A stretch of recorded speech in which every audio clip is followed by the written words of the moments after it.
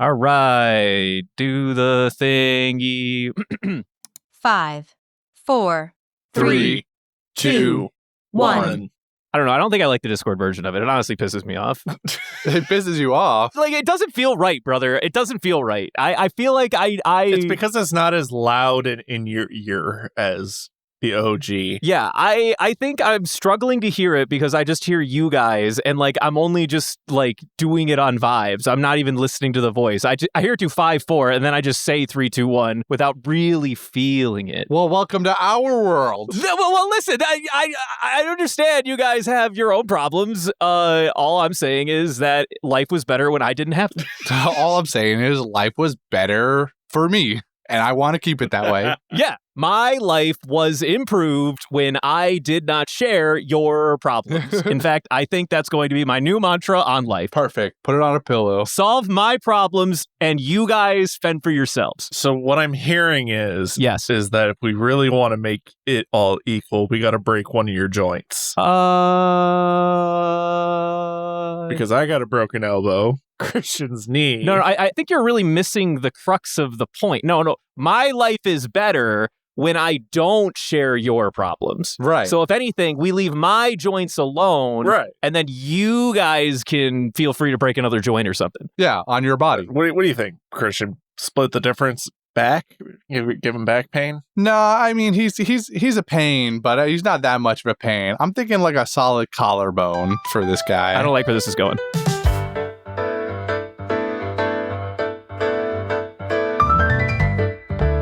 Ooh, rotator cuff. You're going to break my collarbone? That sounds horrible. Wait. Yeah. This is feeling like a collarbone moment to me. No, can you not? I don't like the way that you guys are getting out of your chairs. Can you sit back down, please? Can you please sit back down? Brendan. All right, you hold him down. I got the hammer. No, don't. No one needs to hold anybody down. Get the fuck away from me. No.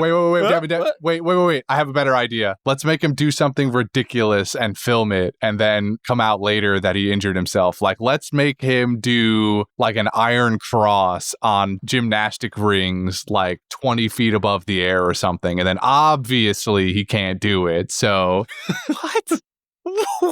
he just like snaps his collarbone or pops a shoulder, and then it can at least be like mildly impressive or funny. Because us just hammering his collarbone when nobody's watching, that's not funny. Fair. Yeah. Listen to Christian, Devin. Or statistically, and this is a biased statistic because of my father, but we can get him into, mountain biking. Oh, like downhill off-road mountain biking. Yeah. Because statistically, he'll just go over the handlebars at some point because I don't think his balance is that good. Yeah. Uh-huh. And it's cheaper on production because then we just slap a GoPro on his forehead and then, say, go on, get. And then we can write off all of the rest of our tickets. Exactly. As a tax break for going on this trip with him. But he's the only one that fucks up because we put a stick in his spokes. Right. Exactly. Or like I'll be on the trail, like waiting. So anyway, how are you feeling about this, Brendan?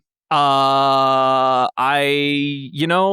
should get to the podcast, I think. Excellent. I think now's a really good time to get into the podcast. I'm going to go ahead and start a summary. I'm booking our tickets to Mount Fuji as we speak. All right, 9:20 to 9:22, and we're back with your regularly scheduled Wano-based intelligence gathering hour. Last week we spent a bit of time with Luffy and Kid, so naturally it's time to get the deets of what the other Straws and Kinemon are out accomplishing. Our favorite Mosshead Samurai is on his own, failing to curb his DraftKings addiction by instead throwing away his entire life savings on a game of Guess the Roll in a gambling house owned by the Kyoshiro family. He's now traveling with a funny-looking dude known as Tonoyasu. Probably more on him later. Sanji is literally running the most successful soup stand the nation has ever seen. Although his job should be to attract warriors to the cause, he finds himself serving predominantly women. To literally, and I mean this, not a single person's surprise. The Kyoshiro family also intimidate him a little bit after they find him getting a little too much attention. Sanji proceeds to deal with them to, again, not a single person's surprise. Otoko shows up, and she's a cute little girl, hoping to get a bowl of soup. before the Kyoshiro family show up. Better watch out, Tama. Someone's coming for that best arc's little darling that you've been holding on to. It was also around this time that Franky learns he's been working for absolutely nothing, as the plans for the Kaido Castle were pawned off a decade ago. Robin is finally invited to Shogun Orochi's quarters. Speaking of, we finally meet the thumb-looking bastard. He also seems to have a second dragon fruit power? In addition to this, we also meet the country's #1 Oiran, Komurasaki. Heaven knows where the story is going with this chick, because so far all we know is she will rob you blinder than Stevie Wonder in a Batcave. Can't wait to see what's next. All right, that's it. That's your summary. The DraftKings got me good. I could hear you guys chuckling in the back there. That was a fire line. Zoro was like, "Man, dude, I got to get my DraftKings itch, but they don't play sports here. I don't have my phone." And FanDuel banned me. Yeah, FanDuel actually approached him and said, "Hey, what if we gave you $1,000 to start gambling at this other place? It's not sports betting, but it's a dice rolling game where it's all 50-50. And Zoro said, "Well, I guess." Say less. Say less, fam. And then he went the wrong way. What else is new? Well, I mean, or did he go the right way because he clearly was looking to gamble his life savings away? True. The guy's already got an alcoholic addiction, so it wouldn't surprise me if he's also a gambling addict as well, to be totally honest with you. Is he just trying to be like a Pokemon master with addictions? I think so. That probably true, yeah. I think this set of episodes teaches us a lot about the kind of person that Zoro is. That's it. And honestly, I feel like he's crying out for help. He's trying to find people to shelter him, like this Tonoyasu fellow. He's looking for people to really help him stave off some of the harsher demons that he has in his life. Clearly. Here's what I think. Oh, okay. I think he's trying to embody the newest great swordsman he's encountered in his life, Admiral Fujitora. Oh, yeah. Okay. He not only learned, like, a couple of, like, sword tricks from Fujitora, he was also like, man, that guy was really good with a blade, and he gambled. I bet you that there's a correlation there. And he gambled like a motherfucker. If I start gambling, maybe I'll be a better swordsman. I can't wait for the flashback to Mihawk's Island, where he's just playing solitaire or something by himself. And it's just, or he's got a bunch of people over for poker night or something like that. Right. And this is just going to be a continued learned swordsman behavior. I know we're beaming on this a little bit, mainly because I just think it's really funny that Zoro found his way into a gambling house. I'm also, like, pretty sure 99% of all of this Zoro side content is fucking fluff and fake. Like, none of it happened. We literally meet Zoro, I think, for the first time again after the news of Luffy, where Tonoyasu and him are just, like, fucking walking in the desert together or whatever. Now, they do reference, I believe, like, being at a gambling house together or something in, like, conversation, but we never actually got to see it animated or nothing. So this was actually kind of a treat to see the rough adventures of gambling addict Zoro as he takes down the Kyoshiro gambling house. Mm-hmm, mm-hmm. Yeah, but now it's canon. Well, you know what? Now it is canon. It might as well be canon. I'm going to say it's canon. It's my canon. Yep. To become a great swordsman, you have to be a crippling gambling addict. Crippling gambling addict. You have to be a crippling gambling addict. Oh, fuck. That's a good bit. What's even more unbelievable, too, is that he's actually winning at the beginning of it. Yeah, he's doing great. Well, yeah, they were cheating. Well, I don't think at that point the gambling house was cheating. They weren't doing the needle through the hay floor yet.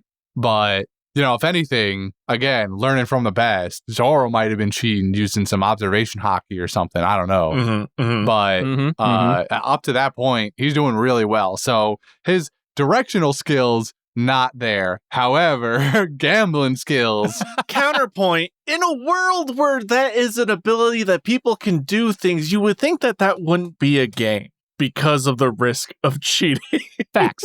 So actually, if anything, I feel like this gambling house is in the wrong on all fronts. Oh, absolutely. Also, can I also say I understand that they cheated by, they fixed the dice, but they Well, really... no, they had a guy underneath. I don't know how they knew. Well, So like how did they know? Okay, Devin, you cut me up. This is the point I was trying to get to. They still rolled the dice normally, and Zoro still made a random 50-50 bet. But then they had the fucking the troglodyte in the floor with his needle or whatever, like poking a dice to like change its side so that it would go from odd to even or even odd. But like neither the guy in the floorboards nor the guy who rolled the dice know what the final result was. How do they know to fix? The guy's looking up through the floorboard. Is he? Can you see? But it was like straw. I mean, does it look like he can see? No, but is that going to be the anime's explanation? Yeah.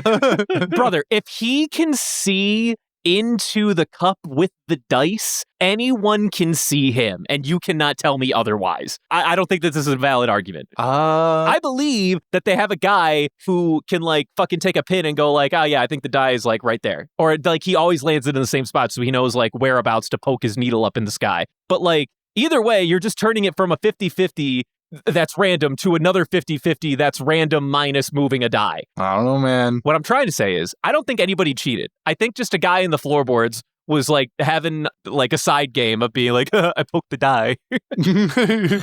He's having his own fun. But functionally, it doesn't really change the way the game operates. Yeah, but at the same time, it's like the intent behind it showed that, like, he always, the dude with the smoke pipe thing kept like would be like give the sign of like, yeah, sure, smoke pipe by would de-ash himself, but at the same time it's like, how does he fucking know? Yeah, that's what I'm saying. They don't. There's no way they could. This game doesn't change even when you throw the cheating element in it. It's functionally the same fucking game. Just like you get like a second roll after the first roll or something, I suppose. Or like a semi-known roll after a roll. Yeah, shit, you're right. The guy does turn to the manager of the house to give the signal. So like the guy underneath is not even the one calling the shots. No. This just makes me miss the Baccarat memes from Film Gold. Wait, what? Why? What does Baccarat have anything to do with this? Leave her out of this. Because Luffy played dice in the movie. Well, that did happen. They did play dice in the movie. Yeah, the big dice, it's true. But I'm mad at you for finding any excuse to bring up Baccarat anyway. Suffer. It's a waste of fucking time. All right, so that's what Zoro's up to. We're also in. I guess I'll be the first to say it. We're also in. Party has split up from the major plot at large, which I will say historically, I do believe the two of you are very not fans of. No. Are you guys having a bad time at this stage, or are you just like, well, it's never gonna not happen? So it's more the second one. Like, it's inevitable, and I'm bored. But how like, are you? We're just doing setup for other like side objectives. I don't understand, brother. It's boring. This is literally what you do in every D&D game. You have your players go on side objectives that will all culminate into the primary objective at the end of the major campaign. This is literally just D&D. Play it out. I don't understand what part of this is a problem for you. You're killing me. He makes a good point. They're not really doing anything exciting. And one of the episodes was literally just watching a character we don't know yet, be mean. Yeah, but we're still learning people. It's not bad, but it's like, it's not riveting. It's I don't know. I was having a pretty good time watching that scumbag of a dude waste his entire fucking life savings on what was obviously a trap. Right. Like, don't get me wrong. Like, that episode was great. But you like, it was a good episode. Don't get me wrong. Your argument was that, we're watching this random character we never met, and it's like, but simultaneously you're like, but it was a great episode. In the grand... Oh my fucking God. In the grand scheme of the picture of the arc, it's just like, why are we here? Okay, I guess this is what we're doing. All right, let them cook. Devin, you bug me. We're at the boiling water aspect of it. Doesn't even smell good. Like, we haven't even gotten to the pasta noodles yet. But you just said that the Komurasaki bit was a fire episode. So was it good or not? It was a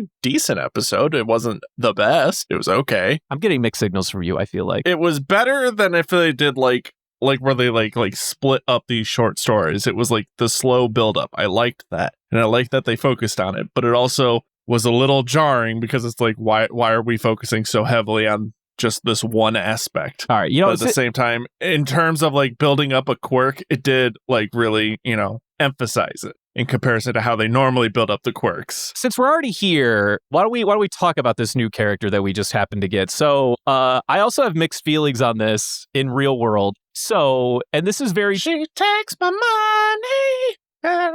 So Oda went out of his way. So I did meme earlier in the arc when I said that geishas are literally just hookers. They are not. They are paid like entertainers, but they're also like there because they're pretty. And they can also be hookers. It depends. But however, a courtesan is a very different profession. Those are literally the hookers. So they also exist in this country. And Oda chose to have this subplot of there is a house of courtesans, and the number one courtesan is Komurasaki, who we met in this set of episodes, also known as the Oiran, which is all very historic, classic Japanese culture, and that's why I, as a American, will not comment or one way or the other on the tastefulness of it because it's not my culture, so I cannot choose or speak upon it. That being said, the fact that they exist is still facts, so I just wanted to preemptively say that to the audience at large, that I will probably not henceforward be calling anyone a whore, but I will be referring to them as courtesans. So anyways, these whores. Anyways. God damn you.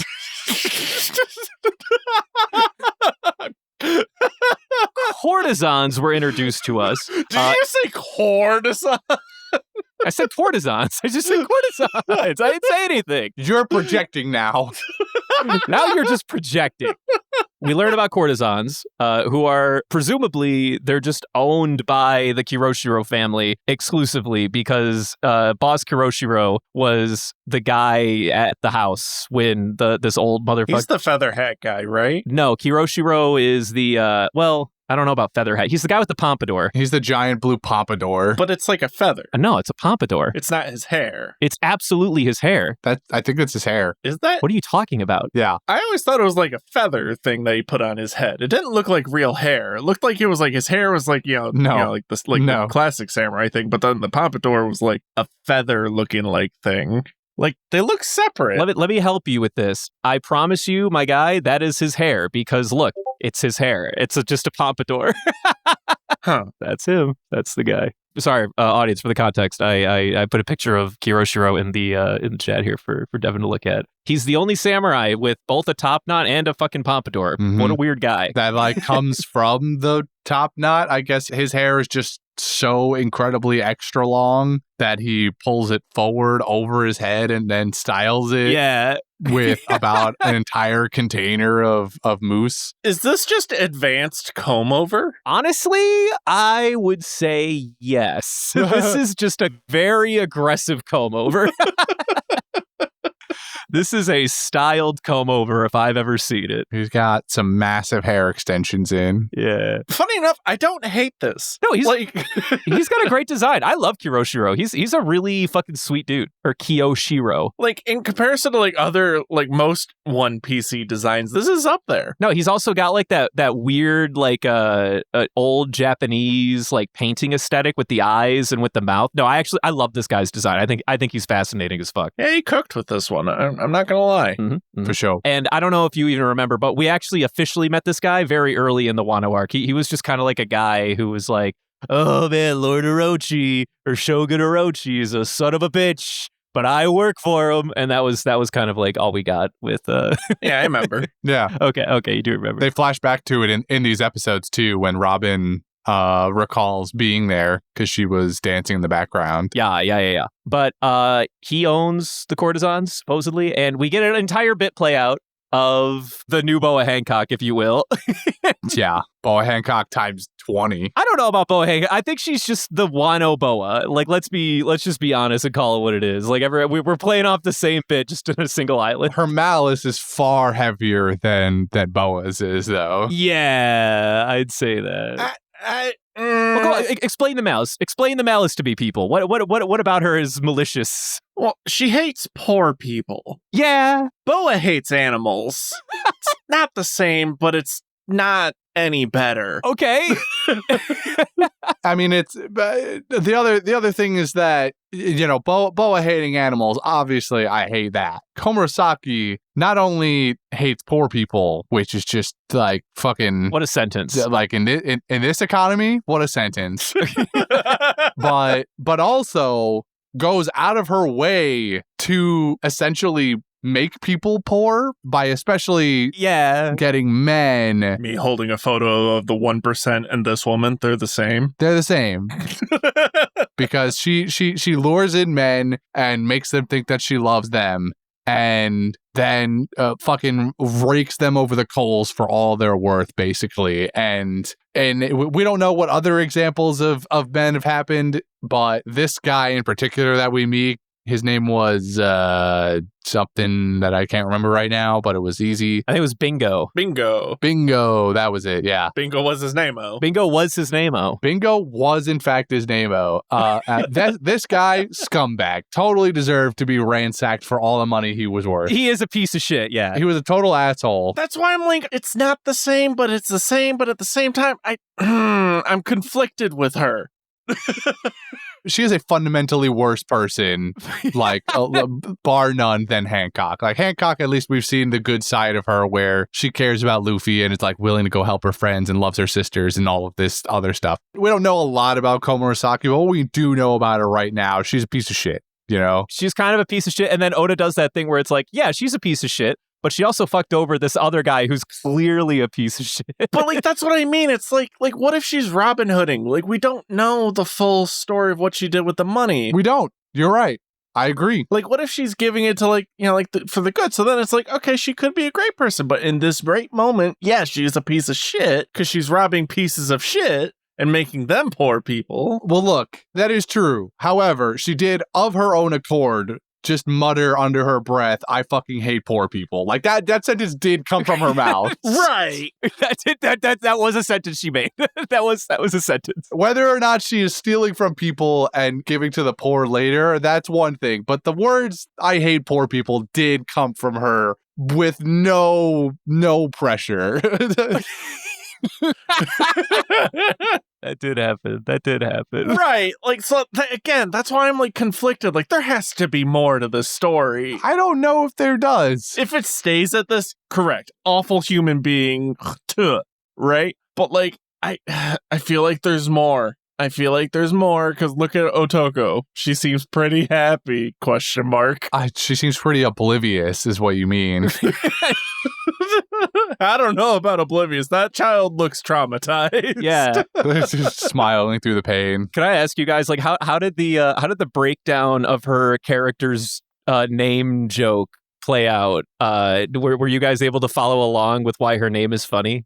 Yeah. Okay, cool. Yeah, they explained Okay, it. good. Well, I know they did. It was great. But it still tends to be kind of a problem sometimes, being like following, like, you know, these language barrier jokes or whatever, even when they fucking throw it in your face. I find anyway, when I watch sub from time to time. Mm-hmm. But yeah, Otoko is funny because Otoko means boy. Her name is Toko, so therefore you put the O in front. It becomes Otoko. But she's a girl. But she's a girl. She has a great attitude about it, honestly. I agree. I love that I'm crying. Sorry. she turns it into a whole bit. It's like her 5-minute stand-up routine. I vibe with Otoko. She's great. Otoko is a vibe. That's why I don't know if I could really dislike I'm forgetting her name. Komurasaki. That one. You got it. What? I lost it on the sheet. That's really what happened. I was looking for her name. No, what's the connection here that you like Otoko being a person I don't know. that exists, meaning you can't hate Komurasaki? Well, they're friends. I mean, seemingly they're sisters. I don't know if that's just an honorific Otoko is attributing to her for being an older woman in her presence or not, or if they literally are sisters, but Like, that's the thing. It's like, there's more to the story. There's more. Oda be cooking. He's just This is just the first. I agree. Okay. This is the first time we see Boa Hancock kick a dog without actually seeing her, like, being a person. Like, right now, we're just at that moment. I just personally can't wait for the way this bit plays out, is just that she is a terrible person and Orochi can't wait to marry Komurasaki. And Komurasaki's like, yes, we're two bad people. We belong together. And you're going to be like, wow, that was the payout. Yeah. Oda really cooked here. You know what? Consistency. Komurasaki's just like, you are literally the richest person on the island. Yeah, I guess we can marry Orochi. That's what he's building towards. Or her plan could be to bankrupt him so that she becomes the one in power, and then she just bankrupts the country, and then they all die. Wouldn't that be something? When is enough enough? It's never enough. And Kaido just sits there and gets drunk in the meantime. I don't know.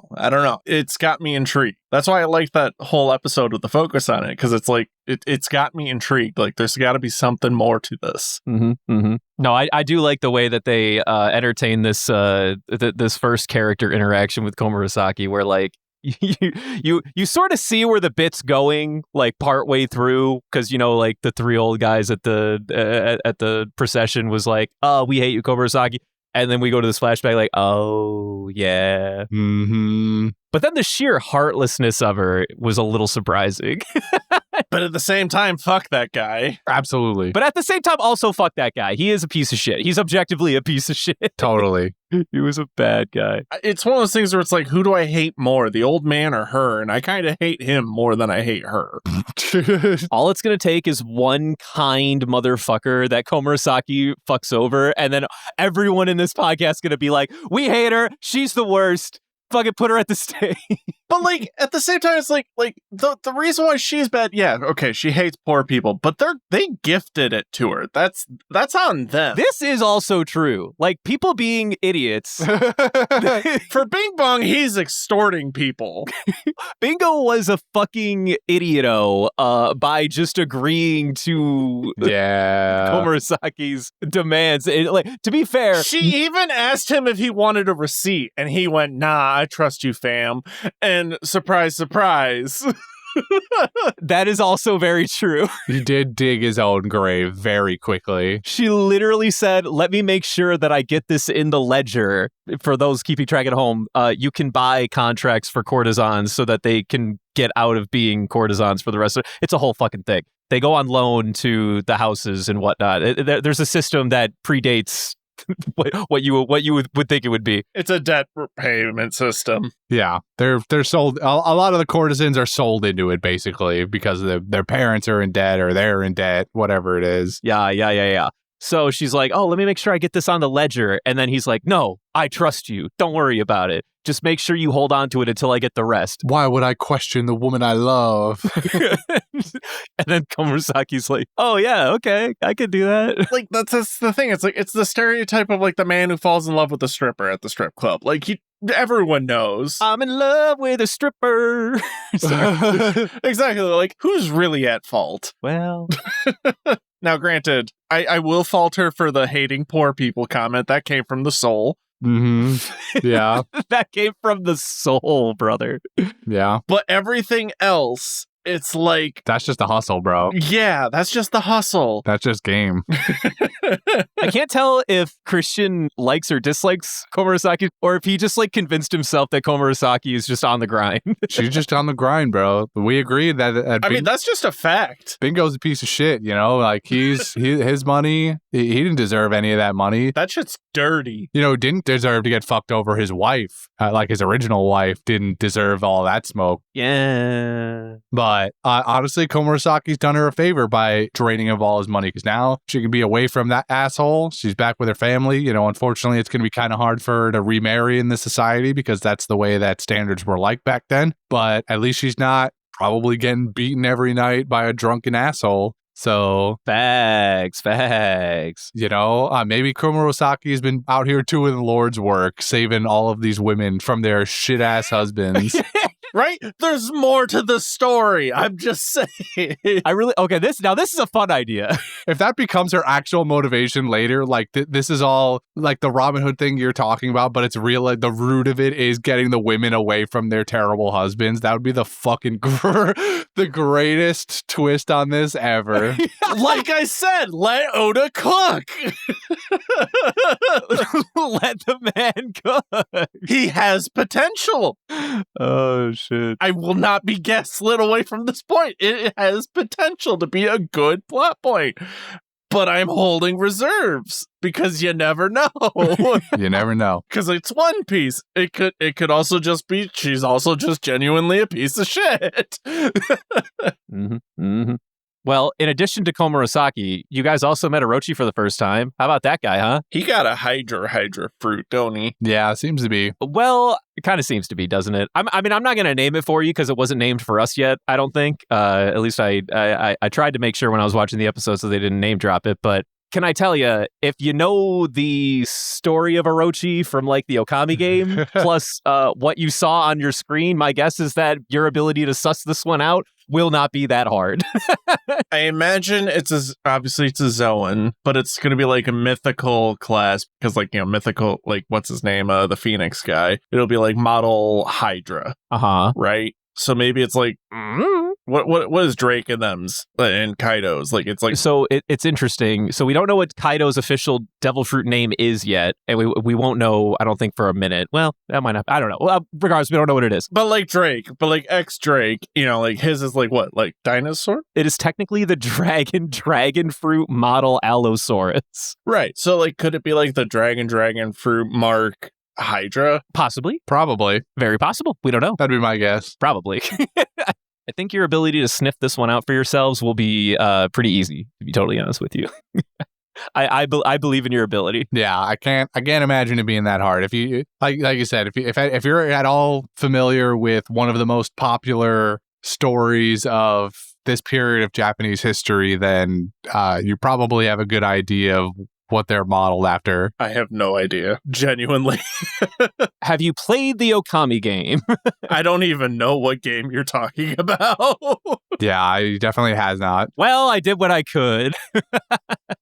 Okami, well, I'll say Orochi. This segment of history is very not known to me. I am very ignorant to this time frame. Oh, somehow this surprises me. Like a lot, actually. So I'll give you the spark notes as I remember it, as retold through the Okami TED Talks. Minus the wolf part, there was a warrior by the name of Susanoo who beheaded the 8-headed dragon Orochi and needed to cut off all 8 heads. And the way he did so was under the moon, the sword got empowered, and also the dragon got super drunk. Yeah. There you go. That's the story.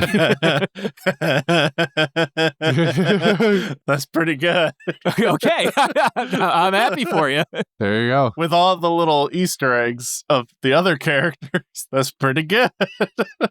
Dragon, check. There's a very specific sword to the Kusanagi. Yeah, I don't know what it's called. Yeah. That I believe Susanoo was the wielder of. And I don't know if it's the one that he uses to kill him or he just like finds it, but yeah. Mm-hmm, mm-hmm. So there'll be some tie-ins to Susanoo and the moon god. Basically what I'm saying is, since we know a guy's name is Orochi and we know motherfucker had a silhouette that looked like it had serpent heads on it, my guess is you can fill in a blank. It is kind of funny that it feels like the drunk thing we're going to do instead has been moved to Kaido and not Orochi, though. That part's pretty funny. Listen, you don't know anything yet, all right? Fucking relax. Anyway, moving on. I don't know anything, but the way that the first fight with Luffy went, it kind of feels like we're... I don't know if maybe we've already played it out, but... That is true. And it was a very important plot element, too, in the story. Like, there was no way that Susanoo would have won if the dragon was, like, at its full capacity. Like, they had to get him drunk first or whatever. It was a whole bit. All right, yeah, anyway. So maybe he's going to be drunk with love because oh, fuck me. Robin's coming nearby and she's going to break his fucking necks. Right. Bro, Komurasaki's right there. Robin, though. Okay, fine, fair enough. So anyway, Orochi's the 8-headed serpent guy, so they're probably going to give him some kind of Hydra, and I wouldn't surprise me if just for some reason he's been in some other skirmish in the past that makes it so he can only grow 8 heads or whatever, or they'll just say he's a Hydra with 8 heads. Either way, who cares? But Orochi is Also, Komurasaki only has 2 hands, while Robin has infinite hands for, neck clutching. okay. Oh, true. She can slice all 8 at once. She doesn't need to slice them at all. She just clutches. Crack, crack. Oh, so you think Robin's just gonna clutch all 8 of the heads? There could be more heads. We don't know. That's true. There could be more heads. You don't know. But she has infinite hands, and just we could see a fucking guillotine again, Crab guillotine? Yeah. All right, it got really silent after that. Yeah, I know. All right. So anyway, fucking Orochi's here and he's talking to CP0. For the folks keeping track at home, CP0 used to use Doflamingo as the middleman when procuring weapons from the Kaido weapons manufacturing houses. And now that Doflamingo is axed, they're just like, we want weapons. And meanwhile, Orochi is like, well, now that you're here and you're talking to me and you want my shit, actually, well, I want you to give me the Vegapunk. I want him. That's who I want. For what reason? Nobody fucking knows. Apparently, he just wants Vegapunk To make weapons. Yeah, I was very confused for a little while as Orochi was talking, but I didn't realize who he was yet, didn't know who he was yet. Just the sheer audacity by which they were regarding CP0, and CP0 is just sitting there taking it, and I'm like, what the fuck is going on? They need their weapons, apparently. Yeah, apparently. Well, don't look at me, brother. Yeah, I still haven't figured that part out yet. What weapons? Like, what specifically? Just gunpowder? Like, what are we talking? No. I feel like you're misunderstanding how the Doflamingo aspect worked in all this. So the world government was helping funnel black market weaponry, swords, guns, whatever. Remember back when in the underside of Dressrosa, when they found like Sabo and the rest of the Revolutionary Army people, they found like boxes of firearms and stuff like that. AK-47s. Yeah. Yeah, the AK-47s, exactly. So all of those weapons came from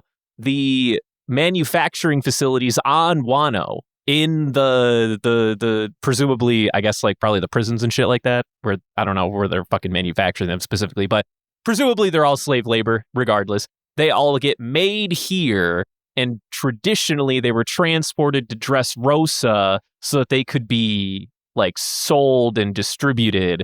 But now that Dressrosa's not in the picture, the world government still needs to get that war machine a churning. So now they're here on Wano directly. Okay. Yeah.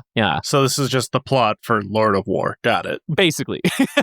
What? So when's Nick Cage getting a cameo? Well, unfortunately, Nick Cage has never graced us with any anime voiceover work, as far as I'm aware. I thought he was in Ponyo, the hit movie made by Studio Ghibli, but unfortunately I mistook him for Liam Neeson, but that's still also funny. No. Don't worry, Devin. I got you. You remember Hina, right? Yeah. You remember her fruit's called? What's that? Her fruit's the cage fruit, right? I believe that is correct. Don't tell me it's like the iron fruit. No, I believe it's the cage. So anyway, Hina has the cage fruit, and the awakened form of that. She's gonna cage them and then No. The awakened form of the cage fruit. Oh my god! Shut up. it's a Zoan type. It's a When Paramecia turns into Zoan. yeah. It's just going to be Nicolas Cage. It's been a Zoan type all this time. I imagine it's like South Park-esque too, where it's just like a picture of Nicolas Cage. You know what I mean? Mm. But it's just Nicolas Cage with that would be beautiful. Yeah. I hate it. I hate this. This sucks. This is stupid. I hear Wano wants me for a new film.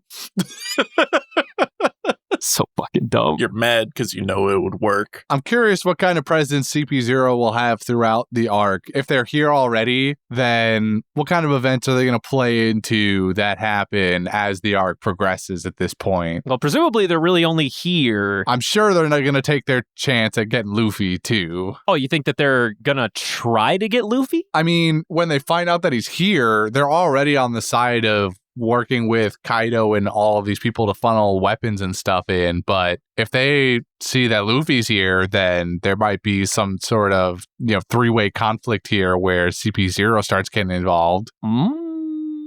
Counterpoint. Okay. So if we picture CP0 acting like the American government does, realistically what could be also their motive. Instead of just capturing Luffy, they could give a fuck all about that. They could be just try and take advantage of Luffy's quote rebellion against a dictatorship and to destabilize the country to then be able to take over it to then capture all the weapons production so they don't have to have the middleman to begin with. So they could be acting as the CIA doing, giving terrorists weapons to destabilize the country that already keeps the government out of the country. Yeah. Because, they're like anti-foreigner and they literally dressed up as the British Empire during the 1800s trying to colonize Japan.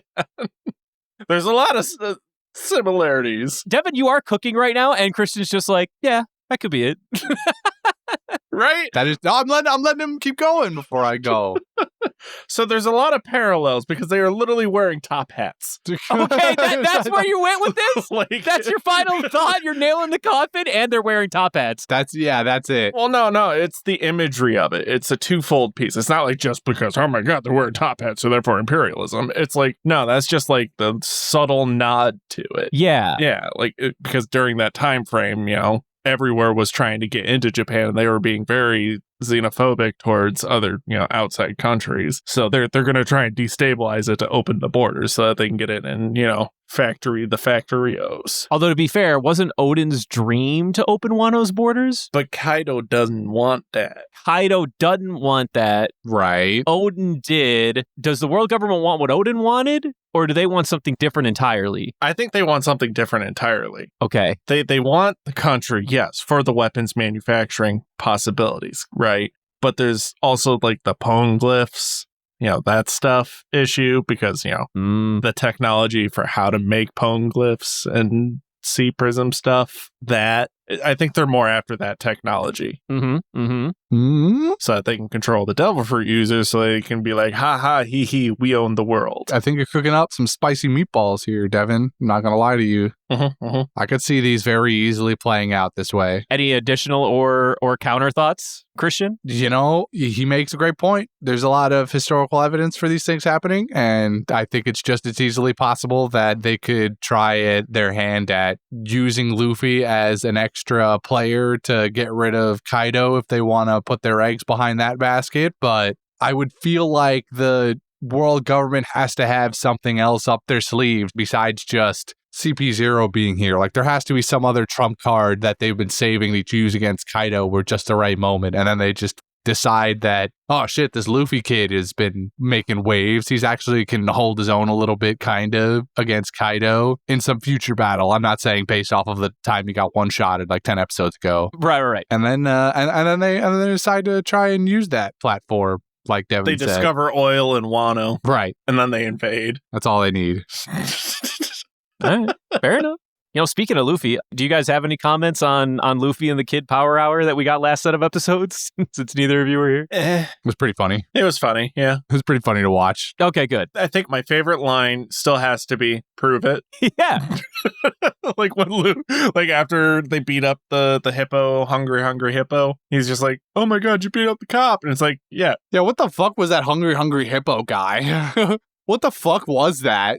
Yeah, what the fuck was that? Yeah, that dude got literally the lowest smile roll I think you can get of all time. He became, after he ate the smile fruit, the animal was around him and he became the tongue. That is the lowest fucking roll I think you can possibly get with a smile fruit.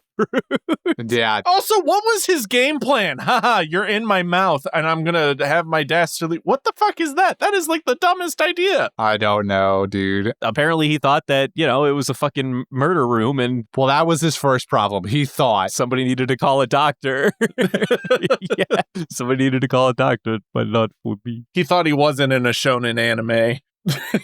Yeah, he thought this shit was hippo piece. He thought this was hippo piece. Yeah, that guy's an idiot. Granted, hippo is one of the more deadly animals of the planet, but this shit, the fuck. They are, but they turned into a joke. Yeah, they did turn into a joke.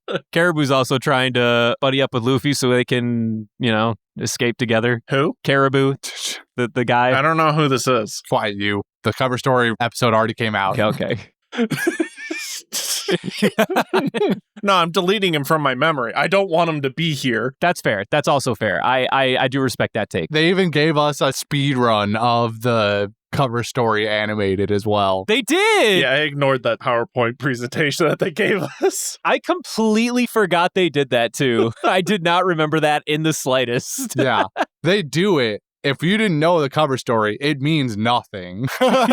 There is no context. It's just a series of images in PowerPoint presentation form, like Devin said, and you just have to accept that that's what they gave you, and then you move on. Mm-hmm, mm-hmm. Like, it made me genuinely think, like, did they animate those episodes? Or is this, like, and they're just gaslighting, like, you forgot an episode that you didn't watch, and you know what I mean? Like, one of those things? Nope, that's it. No, they're not trying to gaslight. It was just the narrator being like, it's probably important to tell you guys how we got here. Well, and then he just, like, summarizes, after a series of unfortunate events, he was captured by X-Drake and then brought here to prison.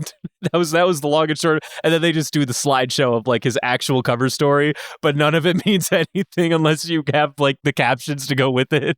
Also, why did Caribou lick Luffy? Because that's what he does. He's gross swamp man. That's just what he does. He's just a freaky guy, dude. Just a fucking freak. He's just all over him. It's all right. Well, in addition to Sanji doing Sanji things that I don't think surprises anybody, Franky, his side objective finally came to a head. Yeah, it did. Poor guy kind of went through the ringer, though. I ain't gonna lie. Yeah, you did. That was dirty of Oda. I'm gonna just say it. Like, they've been building this up for a hot minute, and then they just go, "Oh yeah, I pawned it." The fuck? Like, I thought this was gonna be a whole ass thing. I thought this was gonna be a whole ass plot point. Nope, I pawned it, and then it's just plain fucking guess who. You know, he goes on his wild goose chase of, like, trying to figure out, like, the history of where it went. But the part. Another thing that I love about this moment in time is that as soon as Franky learns that the prints were pawned, he immediately attacks the fucking carpenter guy. I know. I would too. And even, like, shoots the fucking rocket launchers out of his shoulder. I'm like, Franky, fucking relax, just leave. Nah. He's like, no, I want blood. I did all this work for nothing. I've been working my ass off. I'm working 10 times harder than all of the others just for this, and you're telling me you don't got it? Fuck you. I just found that really funny that he went out of his way to fucking shoot rockets at the guy. That shit made me cackle. Couldn't he just have gotten him to fucking remake the blueprints? Like, I mean, presumably this guy is a dunce, so, like, he probably can't just recreate the blueprints from memory. There ain't no way he's gonna fucking remember. Well, he does have nails in his nostrils, so yeah, I guess that does track. Yeah, he's slowly lobotomizing himself. Inching the nail further. Every time he sneezes, he comes closer to God. Every time he sneezes. I do love this fucking Franky side adventure, though. It was fucking gas. Yeah. I agree. It was good. That one was good. Franky going to all these, like, schmucks, and they're like, oh yeah, I do remember having those blueprints, but, you know, they got stolen, or I moved, so I left them behind with my old landlord, or this, that, the other thing. And Franky's just like, God damn it, why? I think it would have been funnier if they had him, like, slowly ripping his hair out, like, missing chunks each time he got to the next person. You know what I mean? No. He rips his hair out, but then he, like, fucking makes it grow again by pressing his nose, and then rips his hair out at every new person. Oh, yeah. Till he goes through all of his haircuts. Yeah, dude, that would be funny. That would have been a good gag. Shit, dude, that's so good. But other than that, we saw Kinemon for a minute. Actually, that was when Franky said, yeah, the last place that I heard is it's somewhere in Curry, which, for those keeping track at home, it is an entire, like, state of Wano. So who the fuck knows where they ended up in Curry, if they're even still around. That plot element might have just been completely abandoned at this point. Then Kinemon's trying to gaslight the Beast Pirates into thinking that Ashura Doji's attacking them. That's his grand idea. This arc really do be just gaslighting the arc. Yeah. Well, what other parts are gaslighting? Well, okay, Komurasaki did gaslight that old man into thinking that she loved him. Yeah. That did happen. Yeah, it's gaslighting the episodes. That was that other thing that happened these set of episodes. I do want to ask, I know you guys don't really care about Ashura Doji at this like present moment in time. I vibe with Ashura Doji, I really do. But like, is this really gonna be the way that we convince our homie to join us in the fight? It's just by making the Beast Pirates become his problem, and then he's gonna be like, "You're right. I should help you guys fight." Are we just gonna lie to him and not tell him that? Kind of fucked up. It is a little fucked up. It's kind of fucked up, Kinemon. But it's also kind of funny. Well, yeah. Really, the crux of my question is: are we gonna get away with it, or are we gonna like come clean and cut our losses and say, "All right, fine, Doji, you do whatever you want"? Oh, I'm sure at some way, somehow, this will come to light. Whether immediately, even if it's actually effective and gets Doji into the fight, at some point, somebody's going to slip and admit that they were the ones that stole the stuff out and left the note. And then there's going to be some, I don't know if it's going to be a serious conflict or just some gag that happens later between Doji and Kinemon. But some way, I'm positive this will come back. Yeah, agreed. I love two Dogstorms sitting there very ponderously thinking basically the same thing. Like, I really feel for the guy because, you guys have been gone for 20 years and he went through some shit, guys. Like, he went through the ringer.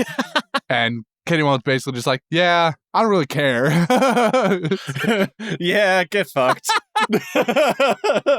Yeah, get in fucking line, bro. That is pretty much how that went down. Also, did they make Carrot like the expert digger just because she's a rabbit and they burrow? Is that the joke behind that? Like, well, yeah. I mean, I assume because they didn't really expand upon how she dug the tunnel. Yeah. It seems pretty straightforward, right? Yeah, I mean, that seems like a pretty straightforward. Yeah, she's a literal rabbit. Okay, that'd be my guess. Also, we end these set of episodes with Momonosuke himself being like, "Yeah, I wonder what happened to my sister." Kind of like what you guys said a couple weeks ago when they went into the future and they just said like, "Fuck you, sister." Yep. Yeah, that's definitely not going to ever come up ever. Never. Why would that ever come up later? Never, ever. Surely not. Surely not. Yeah, he's definitely going to keep his word. Dude, what if Komurasaki is her? But sure, her hair's blue. What do you think? Fucking hair dye doesn't exist in this world? What are you talking about? Did we even see his sister's fucking hair color in the first place? Yeah, it was black. I'm pretty sure she's only been a silhouette for you guys up until now. It seemed dark, like a dark blue or a black, to be fair, but do you think people don't know how to change their hair color in this universe? Nah. Fucking One Piece. It's One Piece. Why would they need to? Everyone's hair is fucking... Look at Buggy. Do you think Buggy dyes his hair? I don't know. Maybe. I don't think he does. That shit grows in natural. I've seen blonde Buggy before. Yeah, I was just going to say, I mean, I do want to be the naysayer in the back. He was literally blonde in film, in Stampede. There you go. That's a movie. Doesn't count. Okay. It's fair. Well, that is also true. Non-canon. Jinbei had to have dyed his hair once when he was a younger lad because he had black with like blonde lowlights or something. Were they blonde? I thought it was just early graying. No, I think he had like blonde. Let me look this up. Hold on. Young Jinbei. Also, they can just like probably be black and yellow, right? But then turn silver as he goes older. Yeah, look at this guy. He's literally got like blonde lowlights with black on the top. Look at this. Look at my dude here. Yeah, see? He fucking dyed his eyebrows, bro. So Jinbei went through a Gyaru phase. Whatever. Right. So there's dye in this universe. That's bleaching. It's different. Oh, boy. I'm gonna fucking kill you. I'm gonna jump over this table and I'm gonna strangle you. He bleached his hair in that one. It's different. Bleaching your hair and dyeing your hair, it's one step more.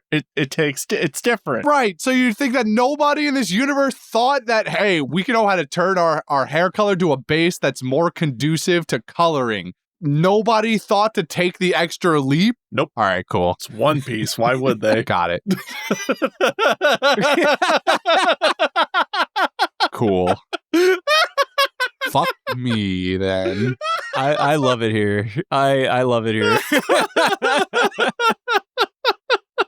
Oh, fuck. Gaslight, gatekeep, girl boss. What if it's a wig, Devin? What if she's wearing a wig? We know wigs exist. How's that? Chew on them fucking apples. I don't know. I don't know. Yeah, I'm sure you don't. I'm gonna let you guys stew with that one. Is there any other burning talking points that you guys want to get into before we move on to the other stuff? That pompadour's really convincing. I hope to never run into Zoro and that other guy again because the other guy's voice actor is Wapol and I can't separate the voice from that character. Is it really?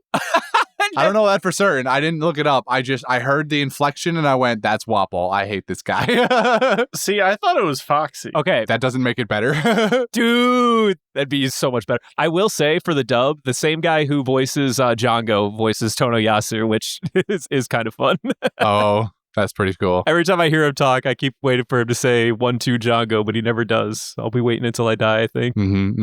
I have not confirmed that for myself. That is entirely just vibes off of the way that he sounded, and it sounded a lot like Wapol.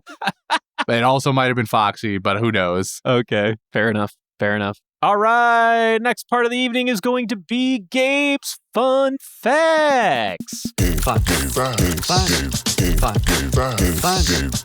Fun Facts.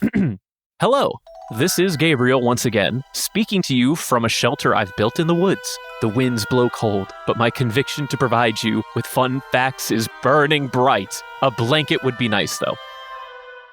Anyways, this Komurasaki girl seems to be just the sweetest honey pie in all of Wano, doesn't she? But what's with all these labels? Courtesan?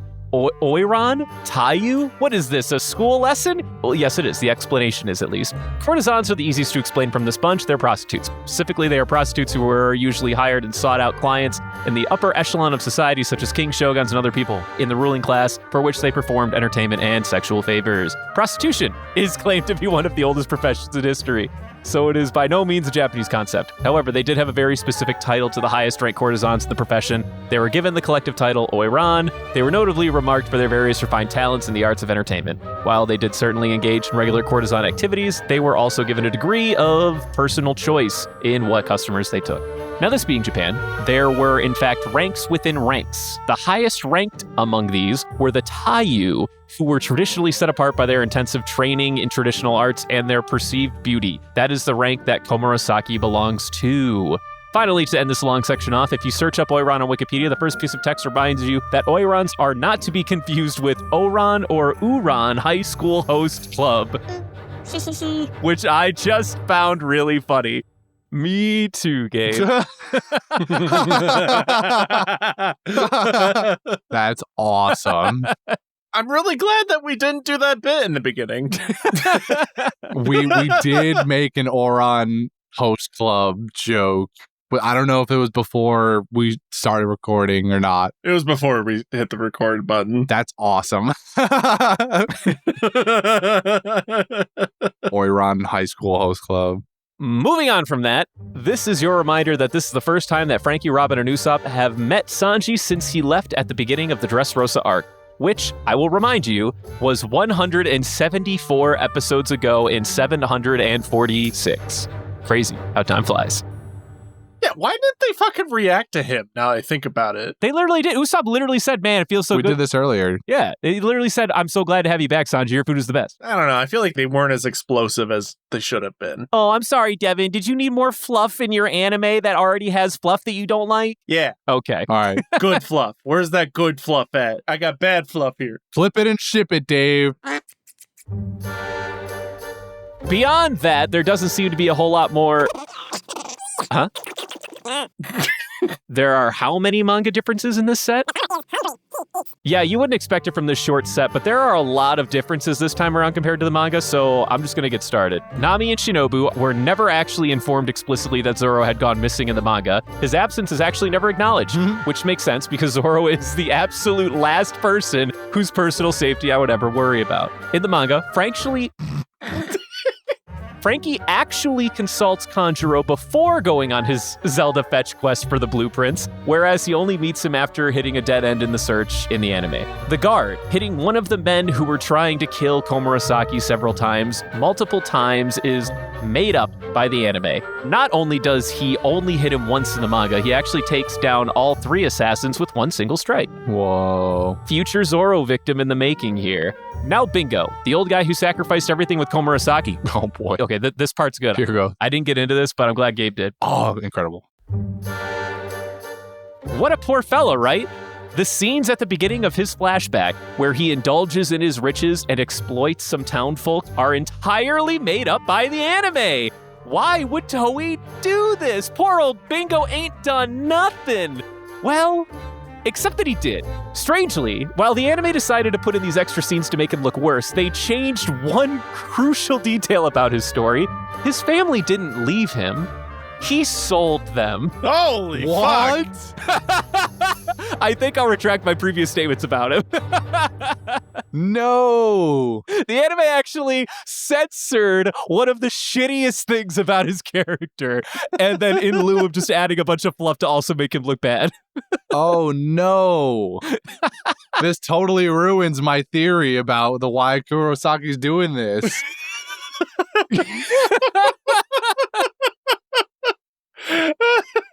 Fuck, he sold his wife off. Oh my god. Yeah, he did. He sold his wife, or sold his family. All right. Did he have kids? I will go back to the manga. I was under the impression there was at least one child in the mix, but I could be wrong. Oh my god. Yeah, fuck this guy. Fuck you, Bingo. Yeah, this guy's a piece of shit. All my homies hate Bingo. All my homies hate Bingo. If there was a Valentine Award this week, Bingo was his name, oh.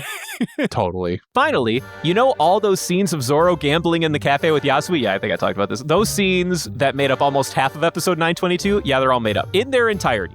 In the manga, Yasui first appears in the desert scene, already at Zoro's side, telling of the things that we see him do in this episode. This is your reminder that me pointing out these differences is not me making any judgment about the anime's changes in the slightest. They are simply differences, which I think are interesting and worth pointing out. The Bingo thing is worth pointing out, just so we're clear. That's very worth pointing out.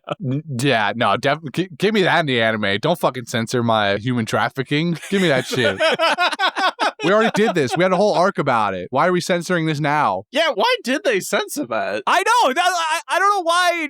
Like, Japan is trying to censor shit that they already have as plot elements. Yeah. I don't understand it either. We've done this already. Anyway, that's about all for facts this week. I think I'm going to go out to the town nearby to get myself some warm clothes. So I'll see you guys next week. Have a nice day.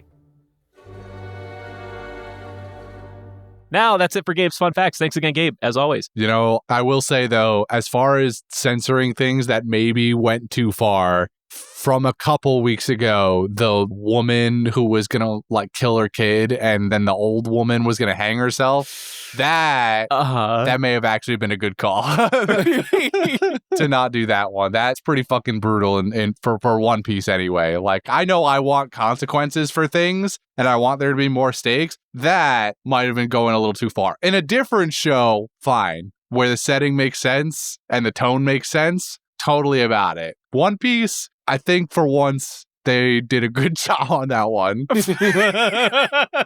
I am okay. Wow, man clamors and raves for more dark in this fucking children's battle shonen. And then the one time that Oda did, Oda had that dog in him, and Toei said, nah, fam, that's too much. And you're like, honestly, Toei, that was a good call. Honestly, you probably did the right thing there.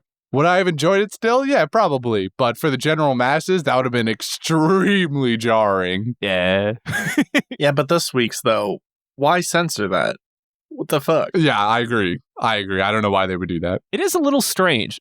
I'm glad they sort of branched a storyline out of Komurasaki and Bingo just for like the sake of like actually savoring like the punchline. But in the same token, I don't understand why they chose not to acknowledge the one major aspect of his shittiness that really sets him apart. Mm-hmm. In a plot element that we're already familiar with. Yeah, very strange.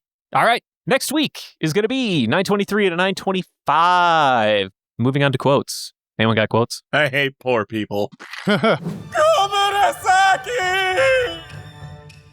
Sorry, your pleas fall upon deaf ears. I resent the poor. I knew somebody was going to come in here with it. I'm going to come in with my favorite quote of the episode. So pretty much all of my quotes are Franky quotes. As soon as Franky learned that homie didn't have the blueprints and he starts getting his rocket launchers ready and they start fighting, You must think really highly of yourself to put your hands on the master carpenter, you ungrateful lunk! I'll never get that time back! Suck on this, Franosuke rocket launcher!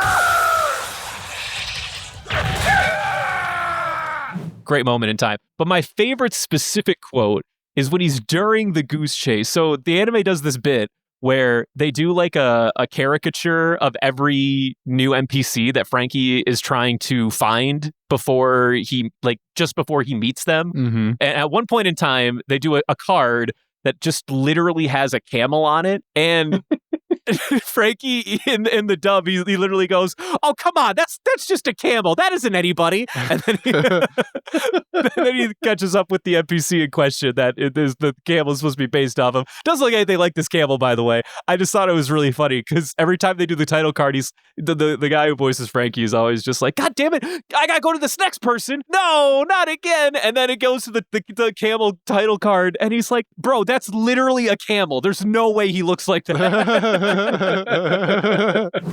They were stolen. Rakuta said they were worth a great deal and ran off with them. Okay, that can't be what he looks like. That is a camel.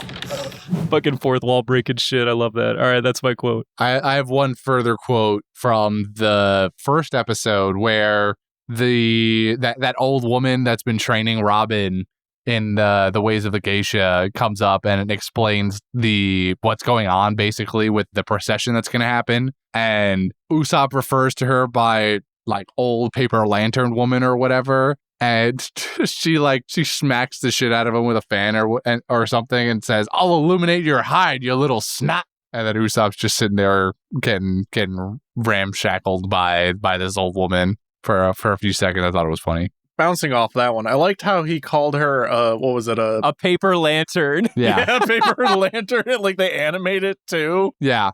She turns into a paper lantern too and is like, "I'll illuminate your ass."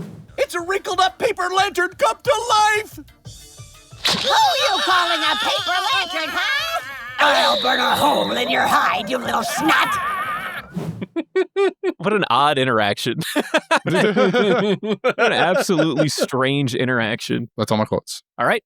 Moving on to the Golden Ham. I mean, Zoro did do a pretty kick-ass dragon single strike thing. no, I ain't doing that. Nah, fuck that. No, I ain't doing that. I'll give it to Toko because she's cute and she's funny. I kind of want to give it to Franky Actually, I will also give it to Franky. That's an easy one for me, too. for having to follow that rabbit hole down and then just having the greatest reactions to the whole thing. I could live with that. I vibe with this. His interaction with the master carpenter too is just funny on a base level, even without all of the telephone game of people that he had to go through. Yeah, that was good bits. Those good bits. Yeah, I'll give it to Franky. That sounds great. Franky finally gets one again for the first time in a long time, probably. Woo! Like what, 400 episodes? It's been a minute. Probably a decent bit. I feel like the last time we got one was probably back in Thriller Bark, if I had to guess. Yeah, I was going to say, was it Fortnite Stairs the last time he... Probably Fortnite Stairs was one of the last times. No, like surely Captain Franky or whatever, the Battle Franky came up and we considered that post time skip. That's a possibility. Oh, you know what? I bet you the last time was actually in Punk Hazard when he fended off against Buffalo and Baby 5 when they were still like trying to break out or whatever. Does that ring a bell? It was in Battle Franky mode, but the gas is like all around the island. Anyway, I think that was the last time we gave it to Franky. Yeah. Or when he's fighting Senor Pink. That might have happened also. But I think you guys hated him in that. I think you hated that fight. I don't think he won. I'm not convinced he won. You're right. I didn't like that fight. I loved that fight. Or I gave it to Senior Pink. I'm just thinking of Franky moments that it might have been. Mm-hmm. Mm-hmm. Oh, yeah! All right, well, Franky gets the W again. Your boy. All right, moving on to fan mail. I'm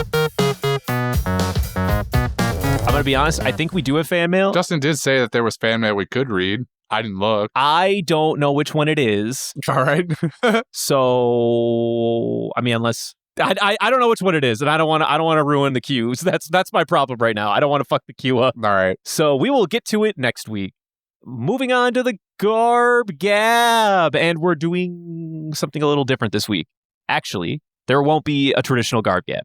It has come to our attention that a powerhouse in the directorial industry for Toei Animation has unfortunately passed away. A gentleman by the name of Tatsuya Nagamine. And this gentleman, I don't think Christian or Devin would know too much about him, but he's directed the vast majority of Whole Cake and also Wano for Toei Animation on these fucking shoestring budgets. So he is pretty much solely responsible for any pacing or animation direction changes that have corresponded with Whole Cake and Wano respectively, which I don't know about you guys. I personally love where the anime went after Dressrosa because I'm not a big Dressrosa fan, but we have a little thing to read in his memory. So I'm going to do that now. Tatsuya Nagamine, the series director of the entire Wano arc from episode 892 to episode 1122, sadly passed away this summer as announced on the 13th of November 2025. This segment will be dedicated to him. Tatsuya Nagamine started out his career as director in 2003 by directing an OVA called Interlude, based off a visual novel of the same name, before continuing on to direct numerous other anime such as Beat the Vandal Buster and Heartcatch Pre-Cured, before being hired as the director of One Piece Film Z in 2012. Afterwards, he directed the TV special One Piece Heart of Gold in 2016, which tied into the then new movie One Piece Film Gold, before landing the position that would define his legacy and predominantly alter the trajectory of Toei Animation. Alongside co-director Ryota Nagamura, he became the series director of Dragon Ball Super during its later half, from episode 82 until the end of its anime run.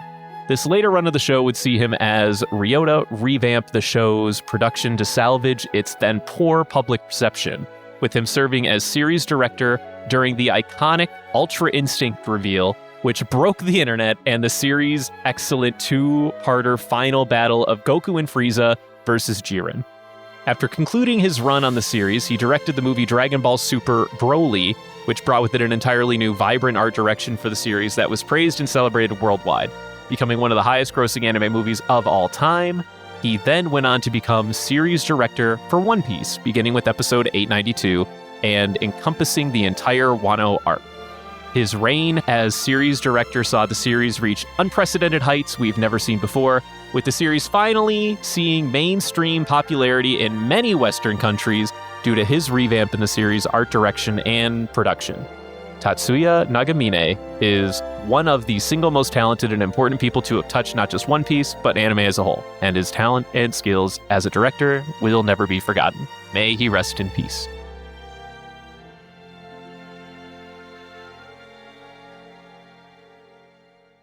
Fantastic. Rest in peace. I do want to chime in. He did not direct all of, but he was also a large part of the Whole Cake, but he became sole director for Wano. Okay. Sweet. So the dragon fight was him. The dragon fight do be him, yeah. The dragon fight was his idea, or at least he directed it. Mm-hmm. I love that. Mm-hmm. Mm-hmm. Now, so he was like the main director of all of Wano. Now, the way that they do it at Toei is they'll have like a lead animator and a storyboard director, and then there's like a lead director that oversees everything, right? Like it is still a hierarchy. So they'll do like a storyboard director is in charge of like 1 to 2 episodes at a time, and there's like 4 or 5 people in that basket. So they'll just like, this is for you guys. This set of episodes for you guys. Then this episode's for you. This episode's for you. But he's still like the main head honcho that has to like, it's up to him to make sure that everything flows together so that it doesn't look like a different person is touching every new episode. Okay. Very talented man. Very multi-talented man. Mm-hmm, mm-hmm. And I mean, illustrious career considering he got to touch 2 of the biggest anime this world knows. It's also really interesting, and this is more just Brendan's speculation. So I'm sure you guys are aware that the anime actually went on its first hiatus ever back in, what was it, like last April or something like that? Mm-hmm. Or last February. So since he was the director till 11/22, that was actually the episode in question that the anime ended on before it went on to that hiatus. So in large part, he was the active director, what I'm saying, for One Piece going into that hiatus.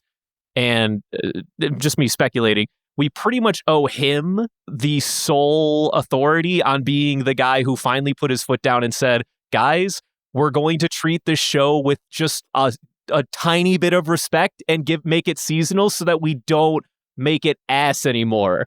And I love that. I'm pretty sure we owe that to him. And that is a legacy, hopefully for the better, that he will put upon One Piece for a long period of time. My ongoing favorite series of all time. And I will always appreciate that. Because I'm very pro, give it the My Hero treatment, where you spend a good amount of quality time on like 26 episodes at a time, and you take a minute. Give it some time to breathe. Yeah, I'm very pro that. I know some people aren't, but I am. Gotta let them cook. Gotta let them breathe. Yeah. Eat dinner, I think that's entirely possible. If he was the acting director up to that point, and that's the moment that we got the hiatus, then I think what you're saying is probably very likely to be true. And I think he's a hero for that. He's my hero. All right. That is your non-meme garb gab for the evening. Thank you again to Tatsuya Nagamine for all of your hard work and legacy over the years. You will be sorely missed. Moving on to the end of show social plex. Damn it, do the thing. Thank you. He needs his activation phrase. He needs it. I do. I need my sleeper cell, or key phrase. If you wish to support the show, or want to get into our little Oiran host club, you should consider signing up for the membership at pandasightings.com, where you'll get extra content like in-person recordings and vlogs. There's also a merch store where you'll buy a little something for you or a loved one. Please, the hamster will eat us if they don't get fed. Also, I need money for the GoPro to glue to his head, which I already bought, and I'm already gluing to Brendan's head. You mean for when we have him do the gymnastics and the downhill dirt biking? Yeah. Right. Oh my God. Why do you think I'm gluing this on his head right now? Yeah. I hate everything about being here. Why spend the money on a strap when you can get 99-cent super glue? Yeah, strap comes off. This don't come off. Nah, this is Gorilla Glue. Yeah. And it's that industrial kind, too. My barber is going to be so upset. Thanks. Appreciate that. Yep. There's a new merch item in the store. I think actually, I don't know what was up or announced last week, if anything at all, but there's a couple of new things. Did you talk about any of the stuff that's in the store, Brendan, last week with Justin? We did. Yes. We have the minimalist golden ham or minimalist ham thing. Really? Okay. Cool. Cool. Yeah, there's a new shirt design that has gone up. It's the golden ham design, and actually you can watch me design that very shirt if you become a member on pandasightings.com. We have a little vlog where Justin and I just sit and brainstorm with Jordy some design ideas, and it was a lot of fun, and we're probably going to try and do some more in the future. I did not think that the exact thing that I drew that night was going to end up on a t-shirt, but here we are. So that's fun.